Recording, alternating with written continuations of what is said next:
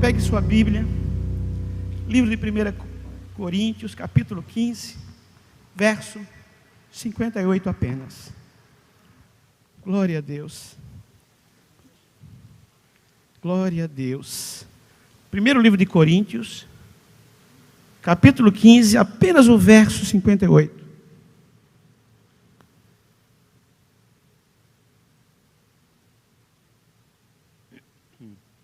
Aleluia.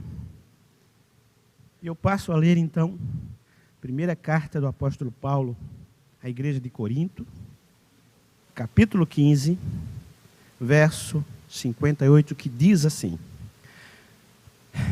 Olha só o que Deus está falando para mim e para você.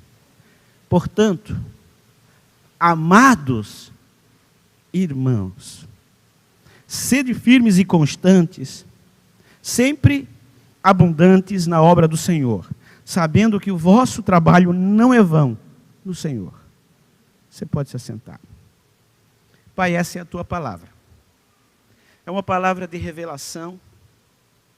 É uma palavra, Senhor, que o Senhor falou ao meu coração. E se o Senhor falou ao meu coração, não é apenas um aprendizado, um entendimento de Deus para comigo, mas é para a tua obra, com a tua igreja, Senhor. Então, nessa manhã, querido Espírito Santo, eu te convido. És bem-vindo nesse ambiente. A tua presença é real nesse ambiente. Então, em nome de Jesus, que eu me esconda e que tu apareça. Que a palavra tua seja ministrada sem nenhum impedimento. E que todo levante do inferno, tudo aquilo que quer fazer com que os ouvidos das pessoas que estão aqui, ou que estão nos assistindo, sejam tampados, em nome de Jesus, nós repreendemos. E agora que a tua palavra permaneça na vida de cada um. Porque a fé vem pelo ouvir e ouvir a palavra. Então, se não ouve a palavra, certamente vem a incredulidade. Porque o incrédulo é aquele que não consegue ouvir a palavra. Mas aquele que tem fé sempre ouve a palavra e as pratica. Em nome de Jesus, que assim seja. E a partir desse momento eu entrego o controle total e absoluto de tudo que vai ocorrer nesse culto. Que seja para a honra, para a tua glória. Em nome de Jesus, amém. Glória a Deus. Queridos, nós estamos pregando alguma série de mensagens para quem está aqui nos acompanhando, tanto de manhã quanto eu vejo à noite também, e outros cultos, sobre a soberania de Deus. Talvez o título não é a soberania como foi no primeiro culto, mas esse é o ano da soberania. Esses dias atrás, há 2 semanas atrás, eu preguei sobre profeta velho e profeta novo, né? Sobre a palavra de Deus, ela prevalece sobre todas as coisas. Na semana passada, o pastor Adriano pregou sobre autoridade e governo. Então, da mesma forma, a autoridade e governo tem tudo a ver com a soberania de Deus. E hoje, o título da mensagem é Firmes e Constantes no Senhor. Firmes e Constantes no Senhor. Por que esse título? Por que essa palavra? Uma das coisas que nós, ao longo desses anos convertidos no Evangelho, percebemos é que às vezes, nem sempre as pessoas estão firmes na igreja e principalmente firmes no Senhor. E quando estão firmes, não são constantes. Elas não estão fazendo a coisa. E quando são mais constantes, não estão firmes. Então nós vamos aprender a diferença entre firmeza e constância hoje. Mas antes disso, eu quero apenas falar um pouquinho dessa igreja de Corinto. Talvez você, que já leu a Bíblia ou ainda não leu, você pense, poxa, as igrejas todas têm problemas. Então eu quero falar de uma igreja cheia de problema. Paulo fundou essa igreja lá pelos idos de 52, 53, depois de Cristo, na sua segunda viagem missionária. E quando ele chega nessa cidade chamada Corinto, que é uma cidade grega, essa cidade era uma cidade onde adorava vários deuses pagãos, deuses gregos. E uma das deusas da cidade era chamada Afrodite. Para você ter uma ideia, existia um templo bem no alto de Corinto, que tinha não se escandalize, tinha 1000 prostitutas cultuais. O que era isso? Afrodite era considerada a deusa do amor naquela cidade. Então, os homens iam lá, e as mulheres também, para adorar essa deusa do amor, para ser bem sucedido nos relacionamentos. E chegavam lá, essas prostitutas tinham relacionamento com esse povo. Então, a imoralidade nessa cidade era extrema. E por isso que quando a gente olha a carta de Corinto, e às vezes é mal interpretada, ali, por exemplo, quando fala como as mulheres deviam se vestir, porque ali havia muitas prostitutas. Então as mulheres honradas, elas colocavam o véu, deixavam o cabelo comprido para se distinguir dessas prostitutas. Era uma cidade portuária, era uma cidade onde a prostituição graçava, a prostituição era muito grande. E Paulo funda a igreja lá em Corinto. E agora eu queria que você pensasse comigo. Imagine se você estivesse numa igreja onde houvesse divisões. Um dizia, eu sou de Paulo, eu sou de Pedro, eu sou de Apolo, eu gosto daquele pastor, eu gosto daquele outro pastor, eu não gosto desse pastor. E essa igreja era assim. Essa igreja, ela tinha questões de irmãos, um processando o outro no tribunal. Um processava o outro porque estava brigado dentro da igreja. Imagine que se você estivesse na igreja onde o mundanismo tinha entrado dentro dela. Sabe, nessa igreja, gente, tinha um filho que teve relações sexuais com a madrasta. Dentro da igreja, isso mesmo. Essa era uma igreja que tinha problemas de casamento. Tanto é que Paulo escreve como deveria ser o casamento. Essa igreja de Corinto, ela tinha valores distorcidos. Problema também com idolatria. Coisas sacrificadas aos ídolos. Problemas comportamentais entre homens e mulheres. Essa igreja de Corinto, ela tinha problemas na ceia do Senhor. Quando a pessoa ia fazer a ceia do Senhor, eles embriagavam-se, bebiam, comiam demais. Por isso que Paulo dizia, aquele que tem fome, come em casa. Aquele que tem sede, bebe em casa. Essa igreja, ela tinha falta de amor, falta de discernimento de dons espirituais. Essa igreja, poxa, não acabou ainda, pastor? Não, olha só, essa igreja havia falta de amor, incredulidade, eles não acreditavam na ressurreição, muitos deles ainda. Por isso que no capítulo 15, aqui que eu acabei de ler, se você ler ele, está falando de ressurreição, da volta de Jesus. Essa era uma igreja assim, cheia de problema. Cheia de problema. Mas ao mesmo tempo, diz que essa igreja, que tinha todos esses problemas, ela era uma igreja, agora eu quero encenar com você, imagine, que tinha todos os dons, todos os 9 dons do Espírito. Mas pastor, uma igreja tão cheia de pecado, tão cheia de imoralidade, tão dividida, com tantos problemas, tinha os 9 dons. Imagine que ali, nesse banco, tinha um irmão que falava em língua. Glória a Deus. Ah, mas isso aí nossa igreja também tem gente. Tinha um outro que tinha dons de variedade de língua. Falava em espanhol, inglês e várias coisas a nível de espírito. Tinha o outro, aqui no canto lá, imagine que fosse a nossa igreja. Tinha outro que tinha interpretação desses dons. Alguém falava e outro dizia, epa, Deus está falando isso, aquilo. Olha só, que culto abençoado. Por mais que a igreja fosse toda cheia de carnalidade, tinha cultos assim. Tinha outro, aqui no meio, por exemplo, que tinha dons de curar. Aonde ele chegava, ele colocava a mão e as pessoas saíam curadas, aleluia. Tinha outro que tinha dons de maravilhas. Quando ele colocava ali, maravilhas aconteciam, pés cresciam, mão, dedos, enfim, imagine todo tipo de maravilha, cegos enxergavam. Olha só que igreja, cheia de carnalidade, cheia de pecado, mas cheia de dons. Tinha outro que quando chegava ali, tinha o dom da palavra de conhecimento, palavra de sabedoria. Chegava e dizia, Deus me revela que tal. Tinha outro que era profeta. E assim era essa igreja, cheia dos 9 dons espirituais, porque ele disse, nenhum dom vos falta. Paulo falou. E aí você sabe que existem 9 dons espirituais. Mas ao mesmo tempo, essa era uma igreja cheia de problema. Você me pergunta, mas como Deus operava no meio de uma igreja tão promíscua, vamos dizer assim, tão cheia de pecado? E é por isso que eu quero falar um pouquinho da graça, aleluia. Talvez você já disse assim, sabe, a Calvário tem... Eu conheço gente da Calvário que até traiu a mulher, que traiu a esposa, que fez isso, fez aquilo. Ei, Paulo não desistiu dessa igreja. Sabe, dentro da igreja existe um monte de gente com problema. E é por isso que eu estou aqui. Por isso que você está aqui, porque nós temos problemas, gente. Se você quer uma igreja perfeita, você pede, Senhor, eu quero morrer, me leva. Lá no céu, ninguém mais vai ter pecado, porque lá não entra. Então você vai estar na igreja perfeita.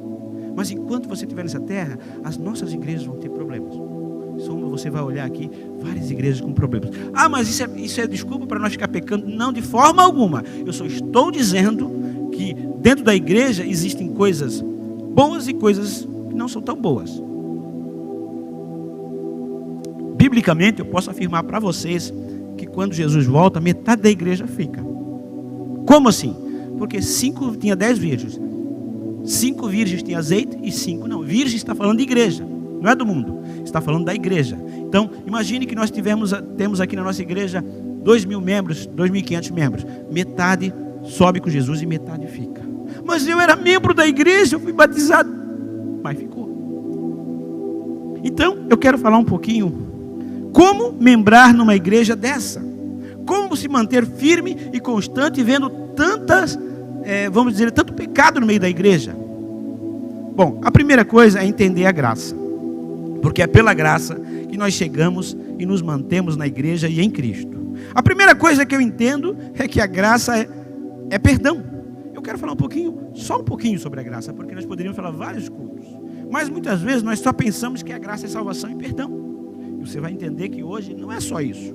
Então, a graça aponta para um relacionamento nosso com Deus e com os nossos irmãos, onde deve triunfar o perdão.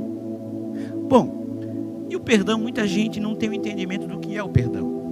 O perdão não é pedir perdão só quando eu estou errado. Como assim? Porque muitas vezes o perdão promove a paz. E nem sempre eu estou errado. Então pedir perdão significa se humilhar. E quem mais se humilhou na Bíblia? Não foi Jesus? Jesus não tinha pecado, mas ele pedia perdão, ele se humilhava, ele pedia para perdoar. Foram todo mundo humilhava e tirava a chacota dele, mas ele perdoou, mas ele não estava errado. Ele devia dizer, não, esses aí que tem que pedir perdão para mim. Não, ele pediu para o Pai, perdoa eles, perdoa. Então, o nível de maturidade da graça do cristianismo é quando você mesmo que não está errado, você pede perdão. E às vezes nós entendemos assim, não, eu só vou pedir perdão, só vou perdoar quando ele me pedir perdão. Mas libere o perdão, não quer dizer relacionamento. Às vezes é difícil ter um relacionamento, porque a pessoa não quer ter. Mas você não pode alimentar uma raiz de amargura no seu coração. E o perdão não é amnésia, o perdão a gente lembra, mas não dói mais, não é verdade? Então a graça, além de perdão, também é revestimento do poder de Deus. Mas deixa eu explicar um pouquinho, que talvez muita gente não sabe, e o que Deus me revelou nesses dias, eu até compartilhava com a minha esposa. Muitas vezes a gente tem dificuldade de entender a justiça de Deus e a justiça nossa. A justiça nossa é o seguinte: imagine que o Moresco me faz o mal. Então, agora vai me pagar com a mesma moeda. Então eu pago com a mesma moeda, igual, justiça minha. A justiça humana é isso, errou, pagou. A justiça divina, só que essa justiça não traz paz muitas vezes. Essa justiça traz talvez até vingança, ou até, sei lá, semeadura, vamos dizer assim, para não falar essa palavra. Mas a justiça divina, ela produz paz. Então, se você quer ser muito justo,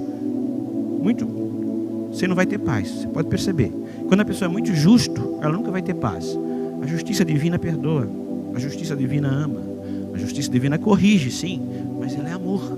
Então, a graça é perdão e é revestimento de poder. E muita gente entende esse versículo que Paulo fala em 2 Coríntios 12, 9, como pecado. Fraqueza significa pecado. Diz assim, em 2 Coríntios 12, 9, diz: a minha fraqueza, minha graça é o suficiente para você, pois o meu poder se aperfeiçoa na fraqueza. Paulo diz assim, que ele fala do espinho na carne e ele fala da sua fraqueza. Mas a tradução mais certa dessa palavra é incapacidade. Então eu poderia colocar esse versículo para você entender. A minha graça é o revestimento do poder. Olha só, vai ter poder, vai ter unção, vai ter dons espirituais. E ela é aperfeiçoada nas situações que estão além da sua capacidade. Não é pecado. Muita gente entende como esse versículo é pecado. Além da capacidade. O que é incapacidade? É quando eu não consigo fazer, mas eu sei que Deus pode. Eu não consigo perdoar com o meu coração humano, mas Deus pode perdoar através da graça. Então eu coloco essa situação, esse fardo diante de Deus, na minha incapacidade. Eu não consigo curar ninguém, mas eu sei o que Deus pode. Eu não consigo converter ninguém, mas eu sei o que Deus pode, que o Espírito Santo pode. Então é incapacidade. Quando eu reconheço a minha incapacidade, o eu fica de lado e Deus fica na frente. E eu sempre digo, às vezes, nós pregadores temos muitos testemunhos para contar às vezes. Mas às vezes eu não gosto de contar muito testemunho, porque eu aprendi com o apóstolo Paulo que ele dizia assim, ó: se eu me gloriar, eu não serei nécio.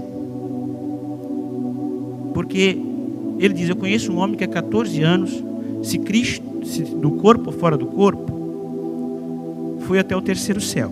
De um homem assim me gloriarei, mas de mim não me gloriarei, senão nas minhas fraquezas. Porque ele conheceu o céu por dentro.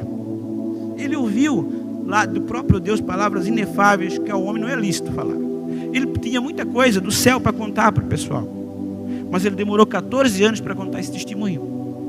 Imagine se eu e você fosse até o céu. Logo no outro dia ele diz: não, eu vi o céu, eu falei com Deus, né? E não é errado, mas ele não queria que o pessoal idolatrasse ele, porque ele sabia que aquelas igrejas estavam procurando ídolos. E ele disse: não, eu sou homem. Então muitas vezes, isso é uma posição minha, não estou querendo fazer nada, mas eu não conto tanto testemunho assim, para que as pessoas, não, que testemunho. Às vezes quando eu sinto eu conto, mas eu gosto mais de falar da palavra de Deus, porque é a palavra que muda. A minha vida pode ser uma referência para alguém, mas a principal referência é a palavra. Então, revestimento de poder, a graça é revestimento de poder. Então, se você entende que a graça, que você pode curar, pode orar e a pessoa ser curada, se você entende que você pode expulsar demônios, se você entende que você pode fazer qualquer coisa, não na sua força, mas porque Deus está contigo e não porque você merece, porque Ele resolveu te escolher, como eu sempre digo nas minhas orações, eu sei que eu não sou mais preparado, eu sei que eu não sou mais forte, eu sei que eu não sou mais sábio, mas eu sei que eu sou escolhido. Ei, Deus está falando com você. Agora, toma essa palavra para ti. Você talvez não, a sociedade olha para você, você não é o mais preparado, mas você é escolhido. E quando Deus escolhe, é isso que basta. Pronto, acabou. Não importa o que os homens digam, não importa o que as pessoas digam, o que importa é o que Deus diz sobre você. Aleluia.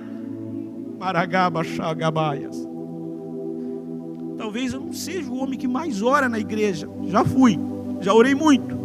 Hoje tem muita atividade, trabalho, mas eu procuro fazer o meu devocional. E não é pela minha oração que Deus me usa, pela graça. Pela graça. Ele escolheu, Beto. Quando Ele escolhe, ponto final. Não importa se o diabo fala alguma coisa, o que os outros... Ele escolheu, aleluia. É claro que eu tenho que ter uma vida de santidade, eu tenho que buscar para aperfeiçoar os dons. Mas quando Deus escolhe, acabou. E a graça se obtém mediante a fé em Jesus. Não tem como a gente ter graça sem Jesus. Jesus e graça não se divide. Então, ali em Romanos 10, fala que com a boca se faz confissão para a salvação e com o coração se crê para a justiça. Então tem que crer. E se você olhar a referência strong, o que é strong? É assim, a palavra no hebraico ou no grego, de forma como ela deveria ser escrita para as outras línguas, né? Então fala que a graça é a influência divina sobre o coração e o seu reflexo de vida. Ou seja, não tem nada a ver com você. Deus chega em você de uma graça que você acaba de, não, eu preciso disso. Não que é irresistível, senão a gente tira o poder do livre-arbítrio, como alguns pregam, né? Eu estou dizendo que a graça, ela chega e você fica sem argumento. Isso mesmo, não tem outro jeito a não ser me render. Isso reflete na tua vida. A graça é um dom. A graça é um dom. Não é porque você merece, é porque eu mereço. Deus resolveu escolher a gente. A graça é um dom. O pregador Moody, você já deve ter ouvido falar, foi um pregador muito famoso aí, que pregou vários sermões. Um dia o Moody chegou e tinha alguns meninos, né, brincando. E o Moody tinha um relógio, não como esse, né, um relógio de ouro, bonito. E o Moody chegou e disse para aqueles meninos: quem quer esse relógio de ouro? E nenhum deles quis, da maioria. Tá? É pegadinha do malandro, né? Já ia dizer, né? Pegadinha do malandro. Se fosse hoje nós diríamos. E um deles pegou e disse: não, eu quero, se o senhor dá, eu quero. Ele pegou e deu aquele relógio de ouro para o menino. E todos os outros meninos chegaram e o povo que estava ali perto disse: mas por que você deu? Ele disse: não, a graça é isso. eu quis dar para todos eles, mas a maioria achou que era mentira, ou que era muito fácil, e só esse recebeu. A graça é para aquele que escolhe receber. A graça é para você dizer: Senhor, eu sei que eu sou pecador, eu sei que eu erro muito ainda, eu sei que eu não sou nem digno de olhar para Ti, como aquele publicano orava, mas eu sei que a graça Tua está sobre a minha vida, e é por isso que ela me mantém de pé. É esse tipo de pessoa que Deus procura, pessoas sinceras, não pessoas perfeitas. Vou repetir, Deus não procura pessoa perfeita, Deus procura pessoas sinceras. Então, a salvação é um dom da graça, o perdão é um dom da graça, a cura é um dom da graça, a provisão é um dom da graça, receber a natureza de Deus é um dom da graça, o revestimento de Deus é um dom da graça. Nós não tínhamos capacidade de nos libertar do inferno, aleluia, mas a graça nos libertou. Nós não tínhamos capacidade de viver uma vida santa, mas a graça nos capacita. Nós não tínhamos capacidade de chegar diante de Deus, mas a graça nos faz chegar, aleluia. Nós não tínhamos capacidade de falar da palavra de Deus e pessoas se converterem, mas a graça capacita, aleluia. A graça se influencia, a graça faz a diferença, aleluia. Então essa igreja, mesmo cheia de pecado, ainda estava cheia de graça, porque a graça de Deus estava sobre ele, porque Deus não olha o presente, sabia disso? Deus olhará na frente. Quando nós olhamos uma pessoa, às vezes um maltrapilho, um bêbado, um pecador, alguém que se prostitui, nós olhamos: não, esse rapaz, essa moça, não vale nada. Muitas vezes até usamos palavras assim de maldição.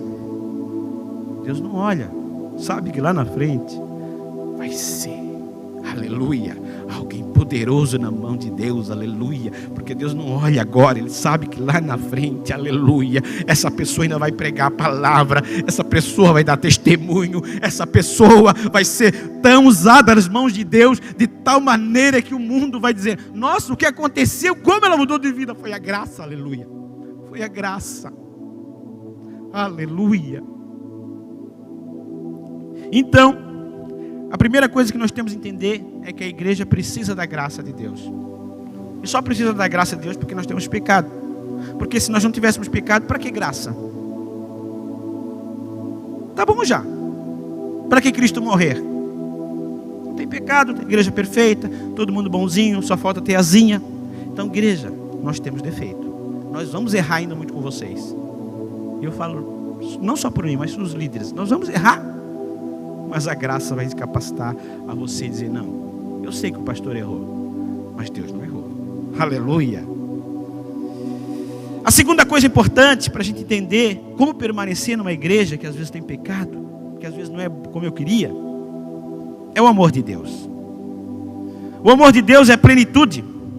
O amor aponta, por isso que ele diz: amados meus, amados irmãos. O amor aponta para o relacionamento com os irmãos e com Deus de forma completa, pois Deus é o amor que nós devemos refletir. Ele lança fora todo medo. Amor sem medo é rendição total. Amor sem medo é rendição total. O amor é aquele que diz assim: não, eu confio, porque Deus me ama. Mas se Ele não fizer o que eu quero, mas Ele sabe melhor do que eu. Deixa eu dar um exemplo. Quando um casal casa, muitas vezes, tanto um quanto o outro vem cheio de traumas, de relacionamentos errados, e às vezes acaba transferindo esses traumas para dentro do casamento. E esses mecanismos de defesa acabam atrapalhando a vida do casal, os relacionamentos. E a gente pensa que com Deus é igual. Eu penso que um casamento, ele tem que ter a confiança, tem que confiar. Tem que se ter entrega. Se der errado, e daí? Pelo menos eu fiz a minha parte.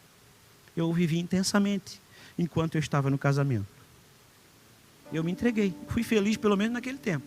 Agora, se eu viver um casamento que eu sempre estou desconfiado, não me entregar, eu vou viver às vezes 10, 15, 20, 30 anos num casamento, mais meia boca. Não é verdade? Então eu prefiro viver momentos intensos, mas verdadeiros, do que momentos mais ou menos e com bastante tempo. Então, é isso que Deus quer. Por isso que às vezes tem pessoas que estão 10, 15, 20 anos na igreja e não conseguem chegar no trono, na presença de Deus. E a primeira coisa que a gente precisa, Deus procura adorador. Todo filho tem que ser adorador. Se você quer ser filho de Deus, você é adorador. Como diz em João 4:23, Deus não procura aqueles que estão todo domingo na igreja. Deus não procura crente. Deus não procura aquele que não perde culto. Deus não procura aquele que ajuda os pobres. Deus não procura cantores. Deus procura adoradores que adorem em espírito e verdade. Ei, será que Deus está te procurando? Posso ouvir o amém? Será que Deus não está te procurando? Amém. Senhor, eu sei que o Senhor está me procurando. Sabe por que eu sei? Porque eu estou adorando. Porque eu adoro a Deus. E assim é a nossa vida. A gente precisa ter uma vida de adoração. Porque a gente às vezes, nós procuramos Deus. Mas nós muitas vezes vamos procurar Deus com o intuito de ser guardado por Ele. Não é errado. Mas sabe que como Deus gosta? É que quando a gente chega e diz: papai, sabe de uma coisa, papai? Não vou pedir nada hoje. Pai, eu vou me ajoelhar aqui, eu vou ouvir um louvor. Eu só quero te adorar. Ah, pai, como é bom ficar aqui perto de ti. Sabe, papai, eu estou com saudade. Vem, me dá um abraço, papai. Toca em mim, papai. Eu só quero sentir a tua presença. Eu não quero teus presentes. Eu sei que os teus presentes vão vir, mas o que eu quero é a tua presença. Quando a gente chega assim, é impossível o coração do papai não chegar em ti. E Deus, Ele vem. Você começa a sentir algo diferente. Ele vem na tua casa. E não só Ele traz milícia de anjos. E junto com os anjos, fica que nem Jacó, né? Jacó disse: Deus estava nesse lugar e eu não sabia. Ele dormiu. E Deus apareceu lá numa escada onde o anjo subiu e descia. Ele disse: eu não sabia, mas Deus estava ali. Ei, quando você adora a Deus, mesmo que você não saiba, Deus está ali. E anjo sobe e desce, levando a tua oração e trazendo a resposta de Deus para a tua vida. Aleluia. E é isso que o amor de Deus faz, ele é plenitude. Deus diz o que Ele é de si próprio. Às vezes a gente compara Deus com o nosso pai físico, com a nossa mãe, um avô, um tio, com um ser humano que vai errar conosco, como a gente erra com as pessoas. Eu sou um pai às vezes até meio relaxado. Às vezes a minha esposa, ela é melhor, ela é mais preocupada. Tá tudo bem? Liga, vai. Eu sou distraído. Estou lá, daqui a pouco eu digo: se ele não deveria, preciso mudar. Mas meu filho vem: tá tudo bem, pai? Tá tudo bem. Eu não sou muito de ligar e tal. Deveria, estou até me tentando mudar, me programando para mudar. Mas coisa de mãe às vezes. Mas o que eu quero dizer? Então eu sou um pai falho ainda, em muitas áreas. Tenho que melhorar bastante? Tenho. Mas Deus não é. Deus está sempre preocupado contigo. Não preocupado, Ele está te guardando, porque Ele sabe o futuro. Preocupado é a gente fica quando a gente não sabe o que vai acontecer, né? Mas Deus sabe. Ele está sempre cuidando de ti, zeloso, vamos dizer assim. E Deus, Ele se descreve para Moisés como um Deus compassivo, clemente e longânimo, grande misericórdia e fidelidade, e que guarda até 1000 gerações aqueles que amam a Deus. Você já imaginou? Por tua causa, eu não sei quando Jesus vai voltar, mas por tua causa, Deus guardar os teus por 1000 gerações. Você sabe o que é isso? Sabe? Lá atrás, Davi adorou a Deus. E 1000 gerações de Davi, mesmo que alguns não quiseram, Deus não tirou o trono de Davi por amor a ele, por amor a um homem que adorava a Deus. Davi errou. Davi foi pecador, como eu, como você. Errou feio. Mas uma coisa que Davi fazia, ele sabia adorar a Deus. Ele sabia pedir perdão. E Deus, como eu falei, não está procurando gente perfeita. Ele está procurando gente sincera. Ele nunca deixou de adorar a Deus, aleluia. Então, Deus, ele é um Deus assim, cheio de amor, paciente, misericordioso. E Deus, ele quer, o amor dele nos faz sentir filhos. Começa a chamar Deus de papai. Todo pai que está aqui, quando chama de pai, é respeito. Mas quando chama de papai, é além do respeito, não é verdade? Esse é o meu papai. Parece até dengoso, parece coisa de criança, não é verdade? Aqui está o meu papai. Quando fala de papai ou mamãe, está falando coisa assim que vai além disso. É uma palavra que denota carinho, que nos faz, parece coisa de criança. É isso que Deus quer. Chame Deus de papai. Você vai como você vai sentir filho se não chamá-lo assim de papai? Nenhum pai gosta de ser chamado pelo filho com o seu nome. Imagine que eu dissesse, ô seu Olímpio, que é meu pai, meu papai, né? Ô seu Olímpio, ele não ia gostar. Ele quer ouvir pai, papai. E assim é Deus. Ô Deus, claro, bem, é respeito. Mas você quer sentir filho, sentir o amor dele? Chama de papai. É coisa linda. Você vai ver. Experimente fazer isso, depois me conte. Glória a Deus. O amor de Deus nos faz descansar nele, porque ele sabe o que é melhor para nós. Aleluia. Queridos, o que eu quero dizer para você é que só pode descansar quem sabe, quem conhece Deus de verdade e sabe que tudo que ele fizer vai ser para o nosso bem. Conta-se uma história de uma mulher, uma missionária, que ela conhecia, que queria pregar sobre descansar em Deus. E ela disse: Deus, como eu posso explicar para o povo o que é descansar em Deus? E ela pediu revelação de Deus. Você sabe que Deus pode falar de várias maneiras, inclusive em sonho. Amém? Fala. E ela sonhou. Ela teve 2 sonhos quase iguais. O primeiro sonho, essa missionária sonhou que ela tinha um navio e o navio estava naufragando. E o capitão do navio gritava, dizia assim: ei, peguem os salva-vidas, peguem os botes. E todo mundo apavorado naquele navio. Ninguém escutava o capitão do navio. E várias pessoas morreram afogadas. E ele dizia incessantemente para o pessoal pegar os botes, pegar os salva-vidas, e cada um fazendo do seu jeito. E ninguém se salvou. E logo em seguida ela teve o mesmo sonho. Mas dessa vez, o capitão gritava e as pessoas ouviam. E cada um pegou seu bote, salva-vidas, enfim, todos os equipamentos de segurança, e ninguém morreu. Ei, descansar não é não fazer nada. Muita gente pensa: estou descansando em Deus, não estou fazendo nada. Não, descansar é ouvir o que Deus quer falar. É parar um pouco, sim, mas não parar para dormir, para não fazer nada, para ouvir o que Deus tem. E assim é o descansar em Deus. Pergunte para Jesus, pergunte para o papai: o que Ele quer que eu faça?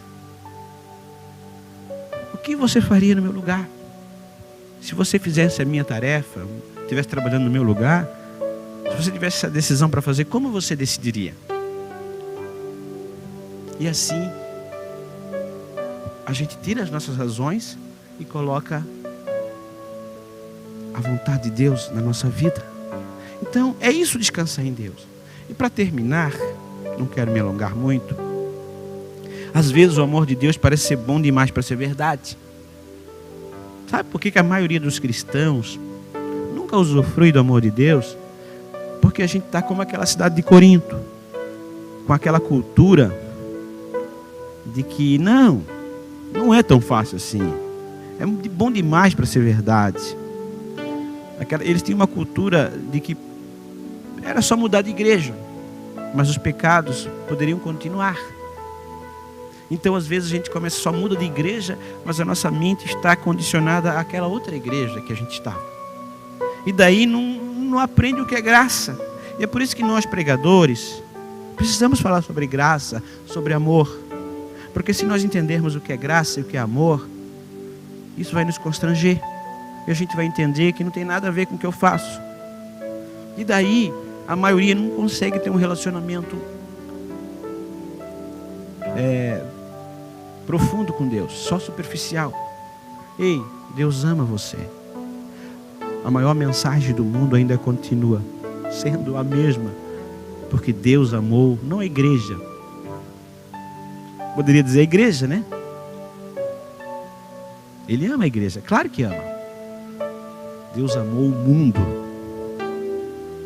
de tal maneira que deu seu Filho unigênito para que todo aquele que nele crê não pereça, mas tenha vida eterna. Ei, Deus ama não os pecados do mundo, não o sistema do mundo, mas as pessoas que estão no mundo, o pecador. Deus ama o pecador. Deus odeia o pecado, Ele não gosta do pecado, mas Ele ama. Vinde como estás, mas não permaneça como estás. Deixa a graça e o amor de Deus te mudar. E é por isso que, se você se sente amado, você entende que é graça, e você é sincero com Deus, você vai ser firme. Muita gente se acha, não é firme porque, não, eu já pequei demais. Não, vou sair da igreja, vou dar um tempo, porque acha que não merece mais. Quem é que merece? Por isso que as pessoas não são firmes, porque se acham tão indignas que não conseguem olhar. Ei, se você se acha indigno, eu também me acho. Só que eu me acho indigno e peço perdão e continuo. De vez em quando eu vou aconselhar alguém que está na droga, no cigarro, tem um pecado escondido. Eu digo, olha, você tem que parar com isso, é verdade. Mas você não pode parar com a igreja. Ah, mas não adianta eu fumar e estar na igreja. Eu disse, não adianta, vai. Tem que lutar. Largar de mão não adianta. Ah, mas não. Uma coisa é estar no pecado e estar no altar. Opa, é diferente. Outra coisa é tentar largar o pecado e estar ali na igreja. Continua. Vamos, daqui a pouco, se esforce, daqui a pouco Deus faz a obra. Mas o que não pode é largar. Ah, para mim não tem jeito. Não, você não pode dar uma sentença de morte sobre a tua vida. Então, firmeza é fazer o seu trabalho sem se importar com os comentários dos outros. Se dermos importância às críticas negativas, nós nunca faremos nada. Ei, você acha que quando eu prego aqui, eu, pastor Adriano, e todos os outros pregadores, de vez em quando, lá nos comentários, nas redes sociais, tem um joinha. De vez em quando tem aqueles assim, ó. Tem. E daí? É um direito da pessoa. Ela pode não gostar da mensagem que eu preguei. E daí? Ah, mas é uma endiabada, é uma endemoniada. Não, eu não vou xingar. É um direito dela, livre-arbítrio. Se foi o diabo, se não foi, se foi a mente, né? Então, tem gente que elogia. Eu tenho um canal no YouTube, né? Nem fico pedindo muita inscrição, mas tem lá. Mas muita gente às vezes vai lá, comenta, faz, e tem gente que detona, porque não é assim e tal. São eu chamo os famosos teólogos de plantão, nunca pregaram, mas estão lá sabendo mais que todos os pregadores. Claro que o pregador às vezes pode falar bobagem, mas faça como a teoria do filtro de café. O pó, deixa para lá. Tome o café, saboreie o café, saboreie aquilo que te faz bem. Então, para ser firme é não se importar muito com o comentário, com as outras, e constante significa que eu sei onde eu quero chegar. Eu não vou desistir. Eu sou constante. É ali, é ali, é ali. Glória a Deus. Então, só pode ser firme, só pode ser constante quem sabe onde quer chegar. O constante está sempre disponível. Ele renuncia. Ele não está aqui servindo pastor, ele está servindo a Deus. Queridos, então, e isso pode nos tornar abundante nas obras do Senhor. E não nos tornar apenas um servo inútil, que só fazer o que é mandado. Queridos, eu queria te convidar para ficar de pé.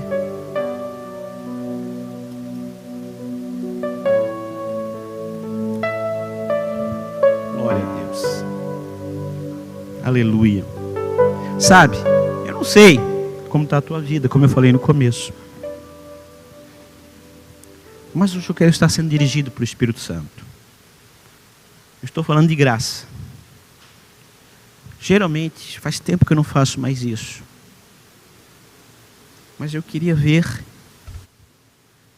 o Espírito Santo está me dirigindo. Eu queria que você, que diz assim, olha, eu comecei esse ano de 2022, sabe, eu fiz um propósito de ser diferente, mas está dando quase um mês, eu estou a mesma coisa, sabe, eu estou tentando ser diferente. Ou talvez você que nunca fez aquela oração de aceitar Jesus, ou talvez você que quer se consertar com Jesus, você que diz assim, está na hora, sabe de uma coisa, eu parar dessa vida mais ou menos, sabe de uma coisa, eu vou ser firme, eu vou ser constante, porque eu sei que a graça está sobre a minha vida e o amor dele. Eu errei até agora, fiz bobagem, mas eu quero mudar, Senhor, me ajuda a mudar. Eu quero te convidar, você que diz, não, chega Jesus, chega de uma vida mais ou menos, eu quero viver uma vida plena. Quero te convidar a vir aqui na frente, se você quiser. Ah, mas que vergonha. Bom, por que vergonha? Vergonha do quê? Vergonha de Jesus? Ah, o que a igreja vai pensar? Ei, todo mundo vai pensar. Se você quiser, se você tomar essa posição, porque eu acredito demais em altar. Sempre é no altar que as coisas acontecem de uma forma diferente. Você vem aqui na frente. Você que quer aceitar Jesus, ou quer se... não é que você está em pecado, mas você quer tomar uma posição com Cristo. Eu quero te convidar aqui na frente. Sabe, sempre o primeiro parece que é mais difícil, já viram? Porque a gente pensa no que os outros estão fazendo. Mas o primeiro, ele é aquele que é o mais sincero. Porque ele não está nem aí. Às vezes os outros vêm porque o primeiro vem. Mas eu não quero fazer apelo demais.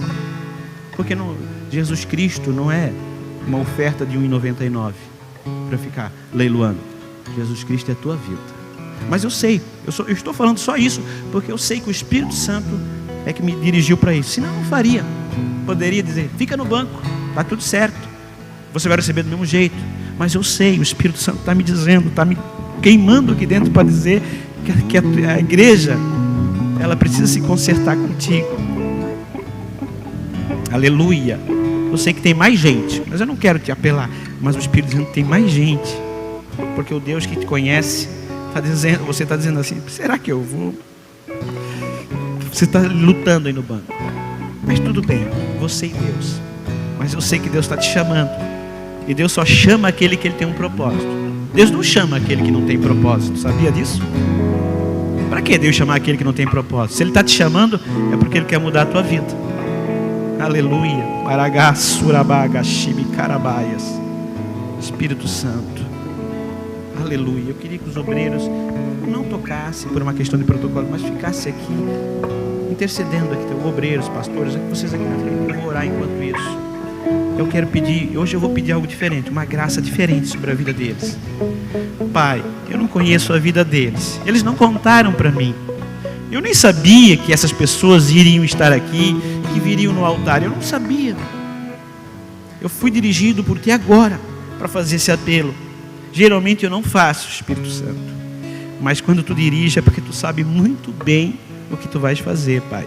Eu não sei como é que está a vida deles. Talvez eles tentam servir a Deus, mas não estão conseguindo ser firmes e nem constantes, Pai. Senhor, olha, Senhor, o coração deles, Pai, em nome de Jesus, agora, Pai, entra na casa deles, entra na vida deles, Pai, tira tudo aquilo que não presta lá da casa, Pai, enquanto eles estão aqui, Pai, manda os teus anjos em teu nome, entrar na casa deles, limpar aquela casa de tudo aquilo que não presta, Pai. Entra na vida deles de uma forma diferente hoje. Começa a ministrar algo novo, Senhor. Que aquele que está com o coração, talvez que não sente mais a presença de Deus, que não consegue mais chorar, que não consegue mais entrar na tua presença. Hoje, agora, Pai, Espírito Santo, começa a ministrar em nome de Jesus. Pai, agora eu peço que os teus anjos que estão a serviço daqueles que hão de herdar a salvação, porque é assim que é a tua palavra, eu peço agora, desce aqui nesse ambiente, começa a ministrar, porque a tua palavra diz que eles são espíritos ministradores. Ministra na vida de cada um deles. Ora bagashirikanda ramagaias, uirabaxerekanda ragalasuricarabagaias, era barraga suricare bashirikaramagaias. Pai, em nome de Jesus, Pai, que eles comecem a ter novas experiências de firmeza e constância contigo, Senhor. Eu sei que tem gente aqui, o Espírito me diz, que você se vê pregando a palavra. Você disse, será que coisa aqui da minha cabeça? Ei, é Deus te chamando. Ei, Deus não chama só os bonzinhos. Deus chama aquele que Ele escolheu. Agora é a tua parte agora. Ele te escolheu. Agora escolha fazer a vontade deles. Deus está dando ministério para você. Deus está dando ministério, aleluia. E eu falo isso sob a direção do Espírito Santo, sobre a palavra de Deus, aleluia. Espírito Santo, começa a ministrar. Mas você diz, eu sou tão falho ainda. Ei, o meu poder se aperfeiçoa na minha incapacidade. Deus, começa a ministrar em nome de Jesus, um mover diferente. Glória a Deus, aleluia. Tem gente que está precisando de cura. Se sintam abençoados. Eu só vou pedir para você repetir comigo agora, para a gente formalizar aquilo que Deus quer. Enquanto eu estou aqui, a igreja toda pode repetir. Diz, Senhor Jesus, eu estou aqui porque eu sou pecador, mas eu não quero andar inconstante. A partir de hoje, eu quero ser constante e firme no Senhor. E em nome de Jesus, eu renovo a aliança que eu fiz contigo. Eu renuncio todo pecado, toda herança maldita, e eu quebro, em nome de Jesus, toda a legalidade do inferno sobre a minha vida, em nome de Jesus. E eu recebo como meu Senhor e meu Salvador na minha vida. Assim seja. Aplauda o Senhor Jesus. Hoje a festa no céu, porque quando o pecador se arrepende, quando eu me arrependo, quando você se arrepende, Deus está fazendo festa, aleluia. Vamos adorar um pouquinho. Mais e mais. Você pode voltar para o seu lugar. Santo Deus Santo, a fumaça me esconde, só teus olhos.